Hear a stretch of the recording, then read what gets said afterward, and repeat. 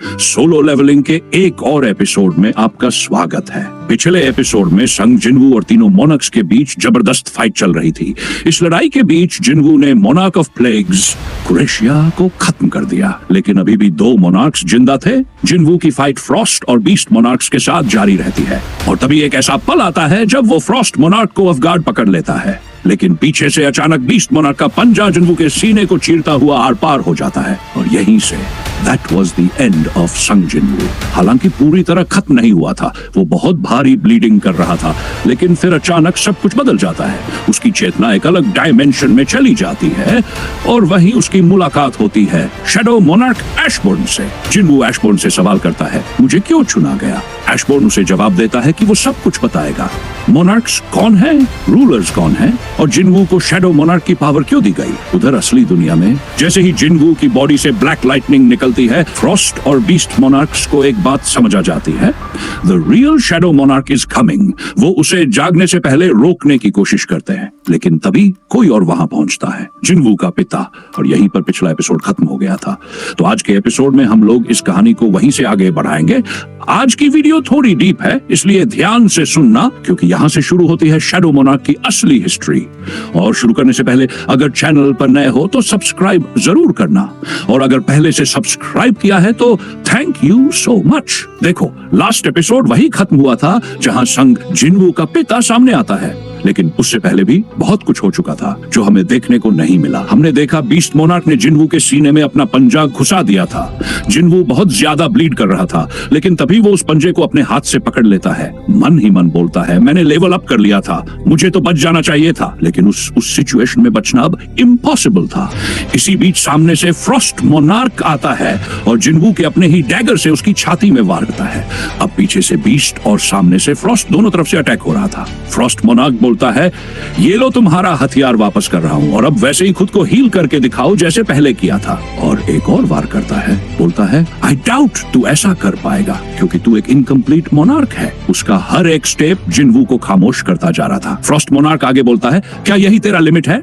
अगर हाँ, तो तू वो दिन नहीं देख पाएगा जब हमारी आर्मी इस दुनिया को नेस्तनाबूद कर देगी। हम इंसानों के कॉर्प्स से पहाड़ बना देंगे, उनके खून से नदियां बहा देंगे, पर तेरे देश के लिए मेरा एक अलग प्लान है। यहाँ के सारे इंसानों को मैं फ्रीज कर दूंगा, न वो जिएंगे न मरेंगे, बस अनंत दर्द में जीते रहेंगे। ये सारा मंजर जिनवू की बहन और मां लाइव टेलीकास्ट में देख रही थी। उनके सामने जिनवू को मार डाला गया और वो कुछ कर भी नहीं पा रही थी। फ्रॉस्ट मोनार्क बोलता है, आजा, जो करना है कर ले, देखता हूं क्या कर सकता है। लेकिन जिनवू कुछ नहीं कर पाता।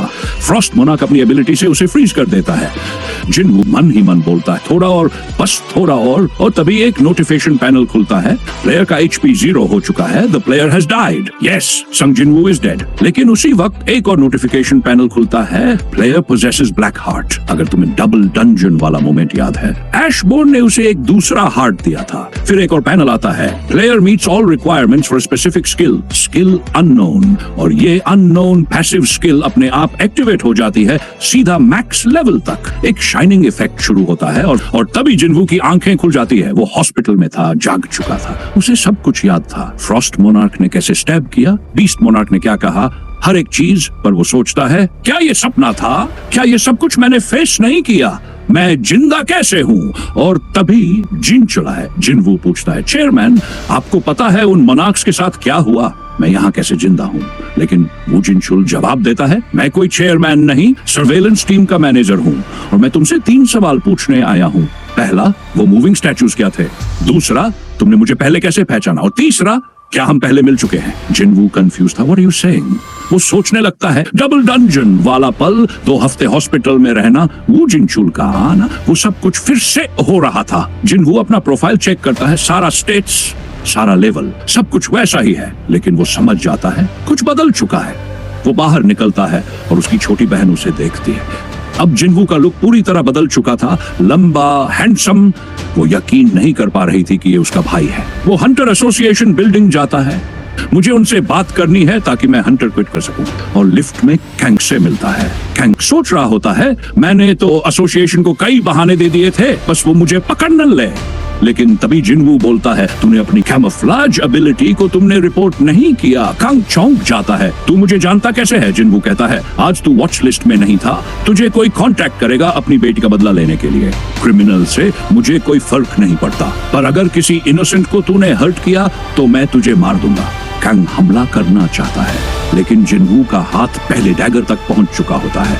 उसके चेहरे का एक्सप्रेशन देखने लायक था। जिनवू कहता है, this is your first and final warning. जो कुछ तुम देख रहे हो वो पास्ट इवेंट्स है, लेकिन यहाँ जो संगजुन है वो हमारा प्रेजेंट जिनवू है। बाद में वो गोगन ही से मिलता है, कहता है, मैं जेजू आइलैंड अकेले जाना चाहता हूँ। गोगन ही गुस्से में चिल्लाता है, तुझे पता भी है कितने मिशंस वहाँ फेल हो चुके हैं। लेकिन तभी वो जिनवू की आंखों में कुछ देखता है और चुप हो जाता है।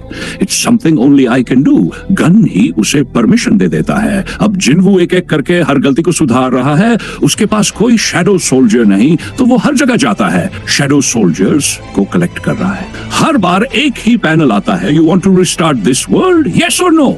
लेकिन जिनवू बार बार उसे इग्नोर करता रहता है। आखिरकार वो बेरू को भी अपनी आर्मी में शामिल कर लेता है और फिर वो चिल्लाता है, मुझे पता है तू आसपास है, सामने आ। तू मुझे देख तो रहा है, पर छुप कर क्या फायदा? ये सब कुछ जो मैं देख रहा हूँ ये सब इल्यूजन है। और तभी उसके चारों ओर वो नोटिफिकेशन पैनल्स फिर से खुलने लगते हैं।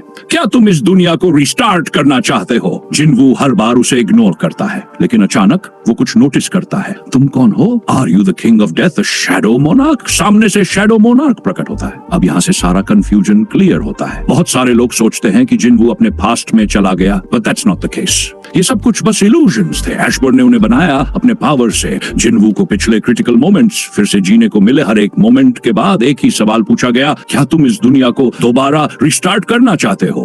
This was Ashborn's test. Jinwoo को मौका दिया गया था हिस्ट्री को ऑल्टर करने का, अपने अतीत को बदलने का, पर यह कोई टाइम ट्रैवल नहीं था। ये एक ऑल्टरनेट डायमेंशन था जिसे शैडो मोनार्क एशबर्न ने खुद बनाया था। एशबर्न वही जिसने डबल डंजन इंसिडेंट के बाद से जिनवू को ऑब्जर्व किया था। ये सारी सिचुएशन एक टेस्ट थी।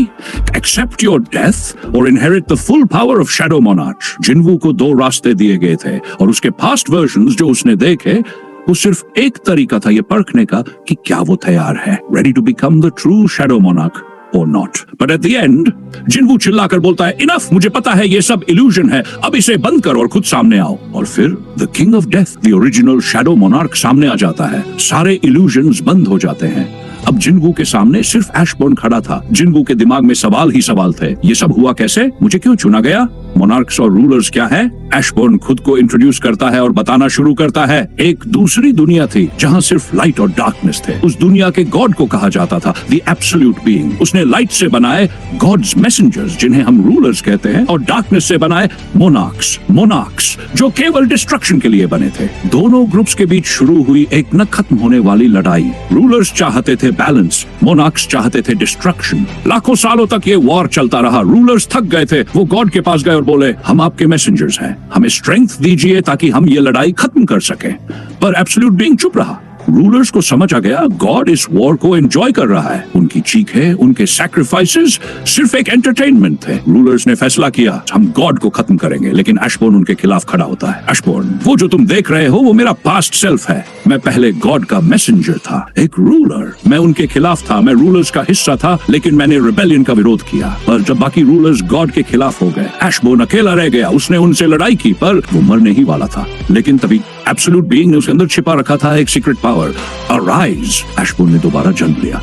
अब वो रूलर नहीं था, अब वो बन चुका था शैडो मोनार्क। उसने अपनी आर्मी को वापस जिंदा किया और दुश्मनों की आर्मी को भी शैडो आर्मी में शामिल कर लिया। जब वो गॉड के चेम्बर में पहुंचा, गॉड पहले ही मारा जा चुका था। रूलर्स ने एब्सोल्यूट बीइंग को मार दिया था और खुद को रूलर घोषित कर लिया। उन्हें मिला एक डिवाइस जिसमें एब्सोल्यूट बीइंग की पावर थी, जिससे उन्होंने मोनार्क्स पर हमला शुरू कर दिया। They captured Legia, the monarch of the beginning, जिसे हमने टोक्यो डंजन में देखा था। और यही से बैलेंस टूटने लगा। मोनार्क्स डरने लगे। एशबर्न ने यह मौका देखा और बाकी मोनार्क्स के पास गया, बोला, I'll help you destroy the rulers।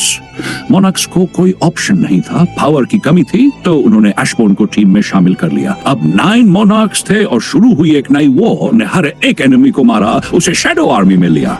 उसकी पावर एक्सपोनेंशियल बढ़ती गई, यहाँ तक कि बाकी मोनार्क्स और रूलर्स दोनों उससे डरने लगे। Ashborn now stood equal to the monarch of destruction, the king of dragons. लेकिन एक बिट्रेयल हुआ। कुछ मोनार्क्स ने एशबोर्न को धोखा दिया।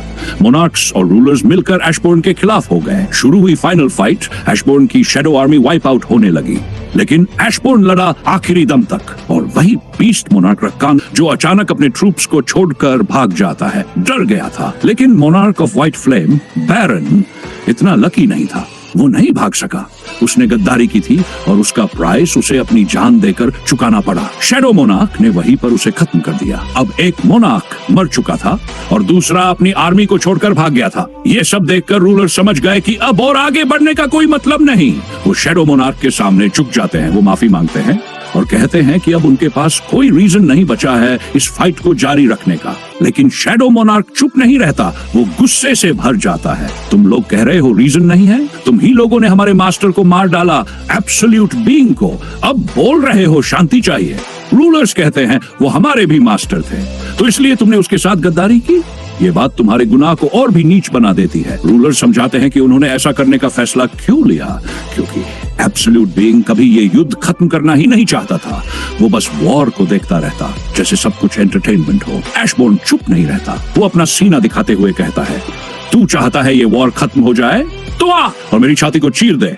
यूज योर स्पीयर, किल मी, ताकि तुम्हें वो शांति मिल सके जो तुम चाहते हो।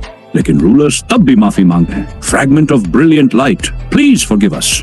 वो शैडो मोनार्क को मार सकते थे, but they didn't, क्योंकि उन्हें पीस चाहिए थी और यही वजह थी कि उन्होंने सरेंडर किया। लेकिन शैडो मोनार्क अब भी नहीं जानता था कि उसे करना क्या है और इसी के साथ वॉर का वो सीन वहीं खत्म हो जाता है। अब हम लौटते हैं उस ऑल्टरनेट डायमेंशन में जहां जिन्वू और शैडो मोनार्क आमने सामने खड़े हैं। एशबोर्न बोलता है, मुझे नहीं पता था मैं क्या करूं, तो मैंने डिसीजन लिया कि मैं फिलहाल छिप जाऊं और फिर जब वक्त सही होगा मैं लौटकर अपना बदला लूंगा। एशबोर्न ने अपने आप को प्रिपेयर करना शुरू कर दिया।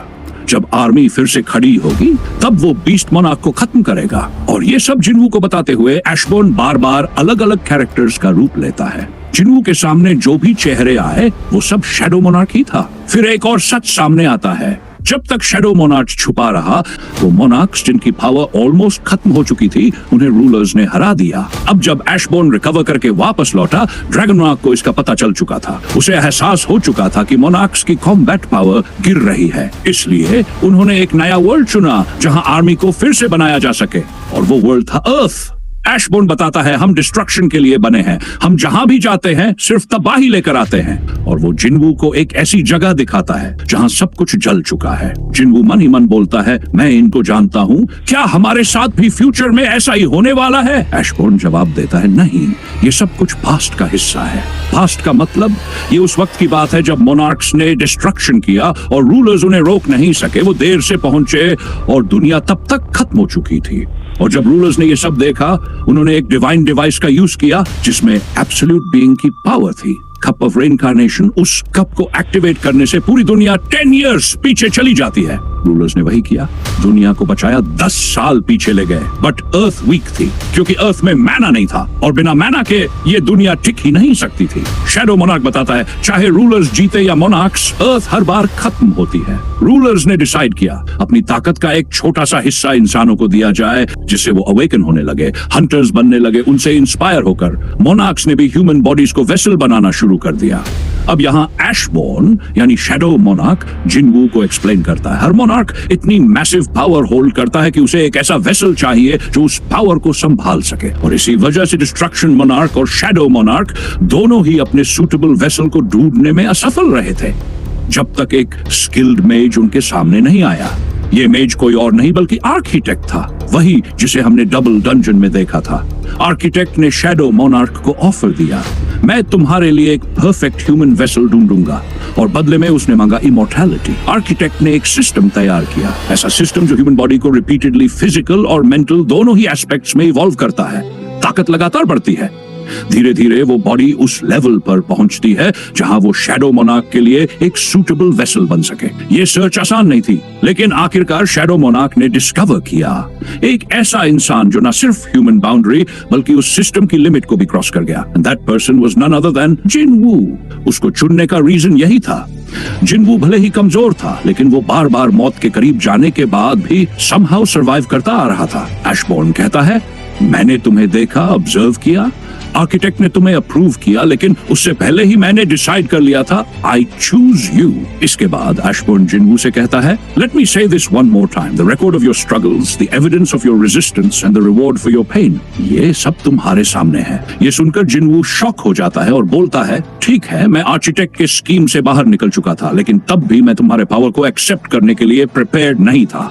वो पावर मेरे लिए बहुत ज्यादा था। एशबॉर्न कामली जवाब देता है, आर्किटेक्ट ने ही सिस्टम ऐसा डिजाइन किया था कि तुम मेरी पावर को धीरे धीरे एब्जॉर्ब कर सको। धीरे धीरे करके तुम अडेप्ट हुए हो। फिर वो समझाता है, पूरा सिस्टम जिसमें जिनवू लेवल अप करता गया, वो असल में एशबॉर्न की पावर को ह्यूमन बॉडी में इंटीग्रेट करने के लिए डिजाइन किया गया था। शुरुआत में जिनवू कैसा था और धीरे धीरे कैसे उसकी स्ट्रेंथ, हाइट, सब कुछ चेंज हुआ, ये सब इसी एडेप्टेशन का रिजल्ट था। सिस्टम असल में एक वीडियो गेम की तरह वर्क करता था। लेवल बाय लेवल जिनवू ग्रो करता गया, जब तक वो अल्टीमेट कंप्लीट वेसल ना बन जाए। जिनवू पूछता है, तो इसका मतलब तुमने आर्किटेक्ट को बिट्रे किया? एशबॉर्न जवाब देता है, यस, और मरते वक्त उसने कहा था कि बाकी मोनार्क्स मुझे नहीं छोड़ेंगे, पर पहले रूलर्स ने अपॉलॉजी की, फिर मोनार्क्स ने मुझे बिट्रे किया।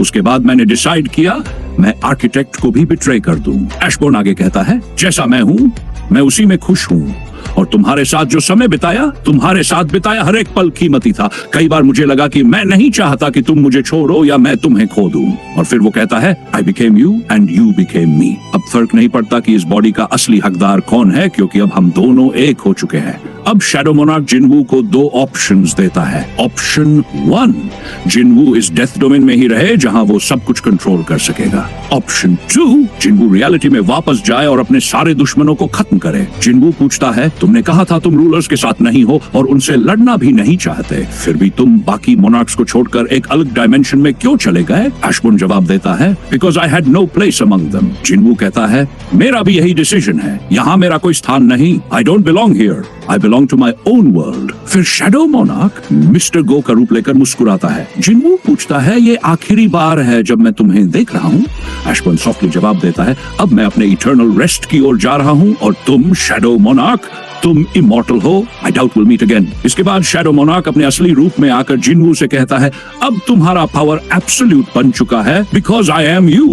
तभी एक मैसिव नोटिफिकेशन सामने आता है, the system will now be deleted, all limits placed upon the permanent player will now be lifted. जिनवू के जितने कमांडर लेवल सोल्जर्स हैं, उन्हें अब फुल एक्सेस मिलने वाला है। फाइनल नोटिफिकेशन आता है, do you wish to delete this system permanent? Jinwoo जवाब देता है, यस। और उसी पल हम फिर से वापस लौटते हैं फाइट में, जहां जिनवू का पिता अकेले मोनार्क्स के सामने खड़ा है। तभी एक मैसिव वेव के साथ कुछ ऐसा होता है जिससे बीस्ट मोनार्क और फ्रॉस्ट मोनार्क की फटके 4 हो जाती है, और फिर सुनाई देता है एक आवाज, अराइज।